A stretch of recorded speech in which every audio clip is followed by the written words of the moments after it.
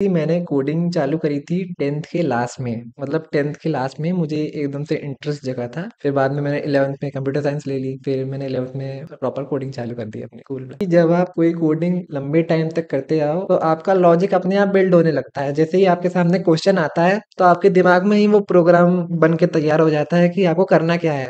कोई भी एक लैंग्वेज को आपको कम से कम 1 साल तो देना चाहिए, तो आप उसमें बहुत ज़्यादा अच्छे हो जाते हो। You become very proficient in that coding. Here we are with the another video. यह वीडियो फिर से हम एक टेक्निकल बॉय के ऊपर बना रहे हैं। आज के हमारे जो गेस्ट हैं अभियेंद्रु नारायण, इन्होंने अपने फर्स्ट ईयर लेवल पे बहुत सारी चीज अचीव की हैं, चाहे तो वो मशीन लर्निंग के बारे में है। आज हम आपको मशीन लर्निंग के बारे में एक छोटा सा ओवरव्यू देंगे।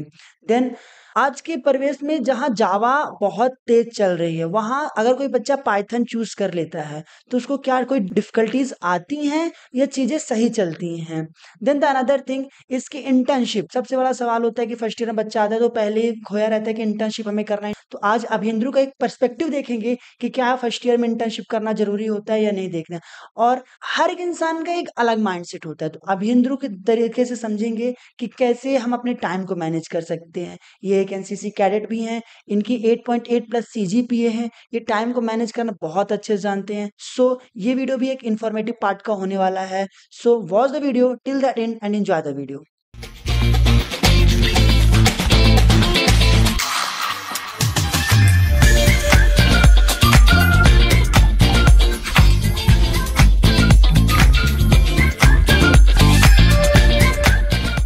Hello Abhiyandru, hello Abhishek. कैसे हो भाई? बस बढ़िया, आप बताएं। आपके सामने तो बहुत से सवाल आने वाले हैं, आपसे हम बात लंबी करेंगे। जितनी ज़्यादा हो सके हम आपसे डाटा कलेक्ट करेंगे जो हमारी व्यूवर्स तक पहुंच सके। लेकिन उससे पहले कॉलेज लाइफ कैसी चल रही है? कॉलेज लाइफ अच्छी चल रही है अभी तक तो। बाकी उम्मीद है आगे भी और अच्छी चले। कोई एक्सपीरियंस जो फर्स्ट ईयर में आपने देखा हो? हाँ, फर्स्ट ईयर में ऐसी बहुत सारी चीज़ें देखी जो मैंने एक्सपेक्ट नहीं करी थी। जैसे कि कॉलेज में जब मैं आया था तो मैंने इतना एक्सपेक्ट नहीं करा था कि टीचर्स यहाँ के इतने अच्छे होंगे। बाकी बाकी तो आप जानते ही हैं कैसे चल रहा है। मेन चीज़ मुझे यहाँ की ये अच्छी लगी कि फैकल्टी बहुत हार्ड वर्किंग है। मतलब कुछ फैकल्टी तो बहुत ही ज़्यादा मदद करती हैं और बहुत सब तुमको एक्स्ट्रा चीज़ें भी बताती हैं जो मैंने एक्सपेक्ट नहीं किया था। देन एज अ कोडर आपको आज हमारे जो टीम ने है बुलाया है, तो मैं आपसे एक वही बेसिक सा सवाल पूछूंगा, आप कोडिंग कब से कर रहे हो? सो बेसिकली मैंने कोडिंग चालू करी थी 10th के लास्ट में। मतलब 10th के लास्ट में मुझे एकदम से इंटरेस्ट जगा था। मतलब मेरी बहन कोडिंग करती थी, तो एक दिन मैंने उसको कोडिंग करते देखा तो मेरे को भी इंटरेस्ट जगा कि ये करना चाहिए। मतलब बहुत अच्छा लगा मेरे को वो देख के। तो फिर मैंने भी उससे पूछा कि क्या है, क्या कर रही हो आप। फिर धीरे धीरे मैंने भी उससे सीखा। पहले मैंने उससे सीखा, फिर बाद में मैंने 11th में कंप्यूटर साइंस ले ली। फिर मैंने 11th में प्रॉपर कोडिंग चालू कर दी अपने स्कूल में। ओके देन, अगर मैं आपसे ये पूछूं कि जो कॉलेज लेवल पे कोडिंग होती है और जो फर्स्ट ईयर पे और ये कॉल मतलब जो स्कूल लेवल पे होती है, उसमें कितना अंतर होता है? सो बेसिकली अभी तक जो मैंने समझा है, स्कूल में हम पूरा 1 साल 2 साल सेम लैंग्वेज पढ़ते हैं। और ये आपकी यहाँ पे हर सेमेस्टर में लैंग्वेज चेंज हो रही है। तो अगर आपको किसी भी लैंग्वेज में प्रोफिशिएंट होना है तो आपको टाइम तो देना ही पड़ेगा। अब जैसे कि आपको कोई लैंग्वेज अच्छे से आ भी जाती है, पर तब भी आप उसमें अच्छे लेवल पे नहीं जा पाओगे क्योंकि आपके पास एक्सपीरियंस नहीं होगा। आपको कोडिंग के साथ साथ एक्सपीरियंस भी चाहिए। अगर आप एक ही दिन में पूरा कवर भी कर लेते हो सिलेबस, आपको सब कुछ आ गया, आपको सिंटेक्स वगैरह लगाना आ गया, आपको एरर्स पता चल गए, तब भी आपको एक्सपर्ट लेवल का कोडर नहीं कहेंगे क्योंकि आपके पास वो एक्सपीरियंस नहीं है जो एक एक साल से जो कोडिंग कर रहा है उसके पास है। उसको ज़्यादा नॉलेज है कि इसमें क्या गलती है, इसमें क्या डेवलप कर सकते हैं, इसमें क्या एरर आ सकती हैं, ऐसा। तो मैं अगर आपसे ये पूछूं कि आपकी बेसिक जो मेन कमांड लैंग्वेज है वो पाइथन है, तो ऐसा पाइथन आपने क्यों चूज किया? So first of all Python मैंने इसलिए चूज़ किया क्योंकि हमें स्कूल वालों ने चूज़ करवाया। कि और पाइथन वो पहली लैंग्वेज थी जो मैंने देखी थी कि ये कोई लैंग्वेज होती है, हम इसमें कुछ कुछ करते हैं। सो मैंने इस पाइथन से स्टार्ट किया। तो आप उसमें एक्सपर्टीज करनी, गुड। तो अगर मैं आपसे ये पूछूं कि आपने मशीन लर्निंग भी फिलहाल सीख रहे हैं, पहले तो मैं पूछूंगा कि मशीन लर्निंग होती क्या है? क्योंकि आज इसका बहुत क्रेज है, बच्चे मशीन लर्निंग बोलते रहते, तो होता क्या है मशीन लर्निंग? तो मशीन लर्निंग कुछ नहीं है, बस इसमें आप एआई को डेवलप करते हैं। आप इसको इस तरीके का बनाते हैं कि आप जो थिंकिंग रख रहे हैं वही थिंकिंग वो मशीन रखे। जैसे कि आप चाहते हैं कि ये ऐसा हो जाए तो आपकी बजाय वो काम मशीन करे। इंसान कोई भी चीज़ इन्वेंट करता है तो वो खुद खुद ना करके दूसरा वो काम करते उसलिए करता है। जैसे कि हमने ये एरोप्लेन्स वगैरह इन सब इन्वेंट करे, पहले हमें टाइम लगता था, अपन बाय रोड जाते थे, तो वो टाइम कम करने के लिए, प्लस आदमी बहुत आलसी होता है, उसको हर चीज़ छूट कर कम करने के लिए उसे खुद काम ज़्यादा ना करना पड़े, दूसरे लोग काम ज़्यादा करें, मतलब मशीन ज़्यादा काम करे, तो इसलिए वो ऐसी चीज़ें डेवलप करता है। सेम ऐसा ही मशीन लर्निंग के लिए है कि जो काम हम अपना दिमाग लगा के करते हैं, वही काम मशीन करे, जिससे कि काम और ईज़ी हो जाए और टाइम कम लगे। क्या फर्स्ट ईयर पे ये सारी चीज़ें आ जाती है कि आपने एक्स्ट्रा कुछ सीखने के लिए किया है? तो फर्स्ट ईयर में ये आपके इंटरेस्ट के ऊपर है कि आप एक्स्ट्रा सीखना चाहते हैं कि नहीं। बाकी टीचरों का काम होता है मेन सिलेबस कवर करवाना, और अगर आपको कोई अच्छा टीचर मिलता है तो वो आपको गाइड करेगा कि आप और आगे क्या कर सकते हो। फर्स्ट ईयर में आपके पास बहुत सारा टाइम रहता है और दूसरी एक्टिविटीज करने का भी। तो अगर आप में आपको इंटरेस्ट है तो आप डेफिनेटली वो करोगे। तो जैसे कि कॉलेज की अगर मैं बात करूँ तो बेसिकली आप एक इंजीनियरिंग डिग्री को परस्यू कर रहे हो। तो आप अदर एक्टिविटीज़ में भी हो या केवल कोडिंग, कॉलेज, पढ़ाई इन्हीं सब चीज़ पे हो? हाँ, अदर एक्टिविटीज में मैंने एनसीसी ज्वाइन करी थी, तो उसमें भी मेरा उसमें भी मेरा टाइम रहता है। एनसीसी क्यों ऐसा, मतलब और क्लब्स थे कॉलेज पे तो एनसीसी ही क्यों? सो एनसीसी फर्स्ट ऑफ ऑल तो मैं डिफेंस बैकग्राउंड को बिलोंग करता हूँ, ओके। तो मुझे वो डिसिप्लिन पसंद है। सेकंड, मुझे फ्यूचर में मेरा मन है कि मैं सीडीएस दे के फौज में जाऊं। एंड थर्ड, मतलब मुझे डिसिप्लिन में रहना बहुत पसंद है। मैं एयरफोर्स में रहता था तो बेस में पूरा मतलब सब डिसिप्लिन में रहते थे, सब कुछ रूल्स के हिसाब से चलता था। पर यहाँ कॉलेज में जब मैं आया तो सब इधर उधर बिखरा पड़ा था, और मतलब सब ऐसे ही अनकल्चर्ड टाइप का था। तो मैं सोचा एनसीसी ज्वाइन करके थोड़ा मुझे वैसा वापस इन्वायरमेंट मिलेगा, तो इसलिए मैंने एनसीसी ज्वाइन करी।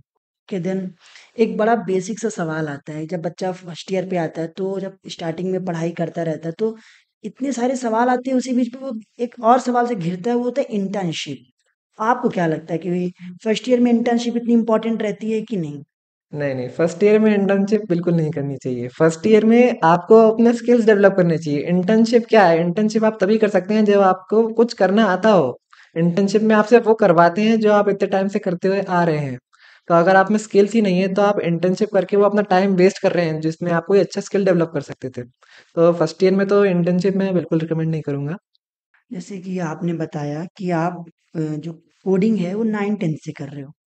तो बेसिकली हर एक बच्चा उस फील्ड से नहीं होता कि वो 9-10 से ही कोडिंग करना चालू कर दे।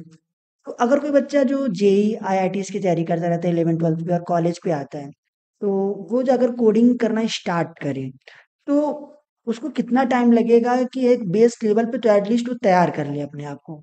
सो बेसिकली ये आपके टाइम मैनेजमेंट पे भी डिपेंड करता है कि आप उस पर्टिकुलर एरिया या उस पर्टिकुलर कोडिंग को आप कितना टाइम दे रहे हो। क्योंकि फर्स्ट ईयर में एक तो एकदम से सिलेबस भी बहुत ज़्यादा रहता है। टीचर्स आपको इतना टाइम नहीं देते कि सिलेबस वो पूरा करा पाए, आपको वो भी कवर करना होता है। और प्लस आपको आप नए आए होते हो तो आपको और भी चीज़ें डिस्कवर करनी होती हैं कि हम ये भी करें ये भी करें। क्लब्स आप देखते हैं तो आपको मन करता है आप यहाँ भी जाएं, और आपको घूमने का भी मन करता है। तो ये डिपेंड करता है कि आप उसको कितना टाइम दे रहे हो। प्लस कोई भी एक लैंग्वेज को आपको कम से कम 1 साल तो देना चाहिए, तो आप उसमें बहुत ज़्यादा अच्छे हो जाते हो। तो मतलब you become very proficient in that coding, and 1 साल तो मेरे हिसाब से देना ही चाहिए कम से कम। आप कोडिंग जैसे करते हो, तो बहुत से प्रॉब्लम्स आती हैं। तो ये प्रॉब्लम्स वगैरह जो हैं, तो ये क्लिक करने के लिए आप कहीं कोई वेबसाइट वगैरह यूज़ करते हो या अपने दिमाग से किसी की गाइडेंस के अंडर करते हो ये सारी चीज़ें? सो बेसिकली जब आप कोई कोडिंग लंबे टाइम तक करते आओ तो आपका लॉजिक अपने आप बिल्ड होने लगता है। जैसे ही आपके सामने क्वेश्चन आता है तो आपके दिमाग में ही वो प्रोग्राम बन के तैयार हो जाता है कि आपको करना क्या है। तो ये वही फिर वही यहाँ पे एक्सपीरियंस वाली बात आ जाती है कि जितना आपने करा है। नहीं, मैं पूछ रहा हूँ कि जैसे कि बच्चा है, उसको कोडिंग करनी है, तो वो जो प्रॉब्लम्स हैं, सवाल हैं, तो ऐसे कोई प्लेटफ़ॉर्म्स वगैरह हैं? अब जैसे वो स्टार्टिंग से कोडिंग कर रहा है तो बिल्कुल उसको सबसे पहले तो टीचर का गाइडेंस मिलेगा। प्लस यहाँ बहुत सारी डिफरेंट वेबसाइट्स होती हैं जिस पे आप प्रैक्टिस कर सकते हैं, just like hacker rank, code chef. And स्वयं पे भी आप कोर्स कर सकते हैं। वो उसके कुछ प्रोफेसर्स बहुत अच्छा पढ़ाते हैं, जैसे कि मैं अभी अपना बताता हूँ। मैंने स्वयं का एक मशीन लर्निंग का कोर्स ज्वाइन किया था, जो कि आईआईटी खड़गपुर करवा रहा था। तो पर लेकिन उसका एग्ज़ाम होना था सितंबर में, तो वो हमारे मिड सेम के साथ क्लैश कर रहा था।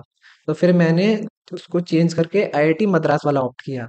तो जब मैंने वो शिफ्ट किया और आईआईटी मद्रास वाले प्रोफेसर की लेक्चर्स अटेंड करे, तो उस लेक्चरों में और खड़गपुर वाले लेक्चर में बहुत ज़्यादा अंतर था।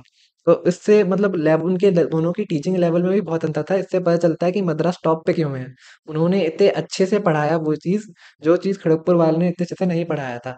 तो ये डिपेंड करता है कि आपने कौन सा कोर्स चूज किया है, उसमें आपको कौन सा टीचर पढ़ा रहा है। ये भी एक बहुत बड़ा फैक्टर रहता है। मैंने एक बहुत सा बेसिक सा पैटर्न देखा है जो बच्चे आज फॉलो कर रहे हैं और हमने सुना भी है कि जावा जावा जावा बच्चे आज जावा को फोकस कर रहे हैं। इस बीच अगर किसी बच्चे ने पाइथन पढ़ ली जैसे कि आपने, क्या कुछ दिक्कतें आने वाली हैं या वो फेस करेगा, या पाइथन भी सही है अपनी जगह पे? नहीं नहीं, ऐसी दिक्कतें तो कोई नहीं आने वाली। इनफैक्ट कंपनीज आजकल पाइथन पे शिफ्ट करती जा रही हैं, क्योंकि फ्यूचर में पाइथन का बहुत ज़्यादा पोटेंशियल है। उसमें आप कितनी कितनी भी लाइब्रेरीज ऐड कर सकते हैं, उसमें मतलब बहुत कुछ कर सकते हैं जो आप जावा में भी कर सकते हैं। बट करंटली जावा भी इतनी पावरफुल है कि सारे काम जावा पे हो रहे हैं। इनफैक्ट ये जो बड़े बड़े ऐप्स हैं लाइक नेटफ्लिक्स, ये सब जावा ने ही बिल्ड करे हैं। तो फिलहाल तो मैं ये कहना चाहूंगा कि अभी जावा पे आप जा रहे हैं तो बिल्कुल आपका डिसीजन बिल्कुल सही है। एंड पाइथन भी आप ले सकते हैं, फ्यूचर में पाइथन का बहुत ज़्यादा पोटेंशियल है। और अगर हम कोडिंग की बात करें, जैसे आप भी कोडिंग में हो, तो हम कितना थ्योरी पार्ट को प्रेफरेंस दें या हम ज़्यादा प्रैक्टिकल को प्रेफरेंस दें? देखिए, जब आप प्रैक्टिकली कोडिंग करते हैं तो आपकी थ्योरेटिकली वैसे ही आप थ्योरेटिकली स्ट्रांग होते जाते हैं। जब आप प्रैक्टिकल करेंगे तभी आपको पता चलेगा कि कहाँ कौन से एरर आएंगे, तब आप थ्योरी अपने आप आपकी धीरे धीरे स्ट्रांग होती जाती है। अब जैसे आप कोडिंग करेंगे, आप डिफरेंट डिफरेंट कोड्स ट्राई करेंगे, आपके पास एरर आएंगे, तो आपको अपने आप पता चलेगा कि क्या करने से क्या होता है। तो ऑब्वियसली बात है कि आपका थ्योरेटिकल पार्ट भी स्ट्रांग होते जाएगा। कि देन जो हम हर एक अपने गेस्ट से पूछते हैं कि एज ए इंजीनियर, आप इंजीनियरिंग डिग्री कर रहे हो, इंजीनियरिंग कर रहे हो, तो एज ए इंजीनियर आप देखते क्या हो, समझते क्या हो? सो एज एन इंजीनियर मैं ये देख रहा हूँ कि इंजीनियर्स में बहुत ज़्यादा पोटेंशियल होता है। और हर फील्ड में इंजीनियर्स रहते हैं, इन छोटी से छोटी जॉब को लेके बड़ी से बड़ी पोस्ट तक सब जगह इंजीनियर्स रहते हैं। इंजीनियरिंग करने के बाद आपके पास सेम वैसे ही खूब डायरेक्शन रहते हैं कि आप किसी भी डायरेक्शन में जा सकते हो। अगर आपको मार्केटिंग करनी है तो आप एमबीए का कोर्स करके फिर मार्केटिंग वाली साइड में जा सकते हो, या आपको इंजीनियरिंग को या एक आगे बढ़ाना है, आप मास्टर डिग्री कर सकते हो, या आप बीटेक करने के बाद भी जॉब कर सकते हो। मतलब इंजीनियरिंग करने के बाद आपका एक बेस स्ट्रांग हो जाता है कि आप कुछ कर सकते हो। मतलब इंजीनियरिंग करने के बाद आप वेस्ट नहीं रहते। प्लस ये आपके ऊपर डिपेंड करता है कि आप कितने एफर्ट्स लगा रहे हो। आप ज़्यादा एफर्ट्स लगाओगे तो आप ज़्यादा हाई हाई पोस्ट पे जाओगे। आप कम एफर्ट्स लगाओगे तो आप थोड़ा मिडिल या लोअर पोस्ट पे जाओगे, तो वो उस पर डिपेंड करता है। आईएएस भी बन सकते हो। इनफैक्ट जो आईएएस के एग्जाम होते हैं यूपीएससी के, many times IIT Bombay and IIT Madras have topped the exam as well. So thank you Abhiyandru, बहुत अच्छा लगा आपसे बात करके आज। मुझे भी बहुत अच्छा लगा आपसे बात करके। मेरे कुछ खुद के भी सवाल हैं, तो मैं उम्मीद करता हूँ कि आप उनके जवाब ज़रूर देंगे। सवाल जवाब लगे रहते हैं, तो अब देखते हैं अभियंद्रु भी हमसे कुछ पूछना चाहते हैं। जरूर अभियंद्रु। तो सबसे पहले तो मुझे ये पॉडकास्ट का आइडिया आपका बहुत अच्छा लगा। मुझे आज बहुत अच्छा भी लगा कि यहाँ पे आके मुझे बहुत मज़े आए। और प्लस मेरा सबसे पहला सवाल ये था कि आपको ये आइडिया कहाँ से आया कि ये हमें एक पॉडकास्ट चालू करना चाहिए? एक्चुअली होता क्या है ना अभियंद्रु कि हम करते बहुत कुछ हैं, बट हम किसी को बताना नहीं चाहते। और जब आती है बात बताने पे ना, तो हमें ये लगता है कि अगर हमने बातें शेयर कर दी तो फिर हमारे और उसमें अंतर क्या रहा, बट ऐसा नहीं होना चाहिए। अगर आज आप देखोगे तो आज एक बहुत बेसिक सा सेंटेंस वायरल है, या सब बोलते हैं कि इंजीनियर, हर घर में इंजीनियर है, लेकिन वो कमाते कितने हैं भाई? अगर आप देखोगे ना तो इंजीनियर अच्छा से अच्छा कमाते हैं, और जो नहीं कर पाते, देखिए हर जगह वही होता है ना कि जो करना चाहता है, कोई करना नहीं चाहता। जो करना चाहता है अभियंतर, वो बहुत अच्छा करके निकल जाता है। एट लीस्ट जो इंजीनियर्स आने वाले हैं, जिनको ये सारी चीजें करनी है, या वो सोच रहे हैं इंजीनियरिंग करने का, तो वो देखें, वो अपना रेंज बढ़ा सके कि कितने दूर तक लोग हैं। जैसे मैं आपको बताऊं, फर्स्ट ईयर पे आपने जितनी चीजें की, बहुत से लोग हैं इनको नहीं पता होता। एट लीस्ट हम उन तक ये सारी बातें पहुँचा सकें, हमारा ये माध्यम था। क्योंकि हमने भी लैक ऑफ कम्युनिकेशन फेस किया है, तो हमें लगा कि चीज़ें आने वाली टाइम पे बच्चे ना फेस करें, सो दैट हमारी टीम ने ये जो हमारा एक फ्रेंड सर्कल था, हमने वहीं से ये दिमाग पे आइडिया आया, हमने 4 महीने इस पे काम किया और आज जो रिज़ल्ट है, वो आपके सामने है। सो मेरा बेसिक मेरे को एक और क्वेश्चन है कि आपने पॉडकास्टिंग ही क्यों चुनी? आप कुछ और भी चुन सकते थे, जैसे कि आप इंटरव्यू ले सकते थे अच्छे-अच्छे। देखिए, अभी हमारा ये स्टार्टिंग फ़ेज़ है। इंटरव्यू में क्या होता है, इंटरव्यू में हम आपसे सवाल कर सकते हैं, आप उसके जवाब दे दोगे। बट जब पॉडकास्ट की बात आती है ना, बस सेम यही अंतर आ जाता है। आप देखिए मेरे से सवाल कर रहे हो, हम यहाँ एक-दूसरे से बातचीत करते हैं। उस ब जो इंसान आता है उसकी हम पूरी की पूरी बिहेवियर को रीड करते हैं, वो बंदा है कैसा? हम असम्पशन ना लगाएँ। जैसे कि मैं कहता हूँ कि एक्टर है, हम उसका असम्पशन लगाते हैं कि अरे भाई वो बड़ी गाड़ी पे है, बड़ी चीज़ों पे है, बट नहीं। हम उसको देखते हैं, उससे हम जब बातें करेंगे तो रियलिटी तब चेक होती है। मैं कहता हूँ कोडिंग, जैसे मैंने आपसे बात की, आप दिन भर कोडिंग करते हो, मेरे दिमाग में यही आएगा ना कि अरे यार कोडर, कि दिन भर कोडिंग करते हैं, बट हमने अभी आपसे बात की, आपने सारी चीज़ें बताई कि आपने स्टेप बाय स्टेप चीज़ें की। तो बस चीज़ें जो पॉडकास्ट में आती है ना कि हम अच्छे से वन टू वन इंटरेक्शन करते हैं और अच्छे से बात करते हैं, फील एंड गुड के साथ बात करते हैं। कोई यहाँ पे कोई रिस्ट्रिक्शन नहीं है, पूरा ओपन है, हम और आप एक-दूसरे से पूरी एक-दूसरे से फ्रेंडली बातें करेंगे। Just that's why I am just choose the podcast. So आपका फ्यूचर विज़न क्या है इस पॉडकास्ट को लेकर? फ्यूचर विज़न तो कभी डिफाइन नहीं करना चाहिए, बट इन केस हम यही चाहेंगे कि जब तक हम अपने काम पे लगे रहेंगे, हम सारी इन्फॉर्मेशन हम वन बाय वन ऊपर ही चढ़ते चले जाएँगे और ऊपर ही देखेंगे, नीचे नहीं देखेंगे और एक टॉप लेवल तक हम अपने पॉडकास्ट को लेके जाएँगे। अब वो कहाँ तक जाता है, होप्स सो अच्छा भी चल सकता है, नहीं भी। तो उस पे अभी हम नहीं बात कर पाएँगे। अभी तो यहाँ पे हमारा केवल हार्ड वर्क है। चलिए ठीक है, बस मेरे इतने ही क्वेश्चन्स थे। Thank you. Thank you. नहीं, सवाल होने भी चाहिए, नहीं तो फिर मज़ा भी नहीं आता कि मैंने ही आपसे सवाल किया और जवाब भी आपने ही दिया, ठीक है। सो थैंक यू अभियंद्रु फिर से अगेन। थैंक यू अभिषेक मुझे बुलाने के लिए। आज आपने इस पूरे वीडियो पे बहुत सी चीज़ें देखी और बहुत चीज़ें सीखी। अब आप उनमें से अपने अकॉर्डिंग चीज़ें पिक कर लीजिए, जो चीज़ें आपको अच्छी लगती हैं, उसे इम्प्लीमेंट करिए। हम इसी तरह अमेज़िंग कंटेंट के साथ आपके साथ आते रहेंगे। ये अंत नहीं, आरंभ है। Thank you. बाय-बाय।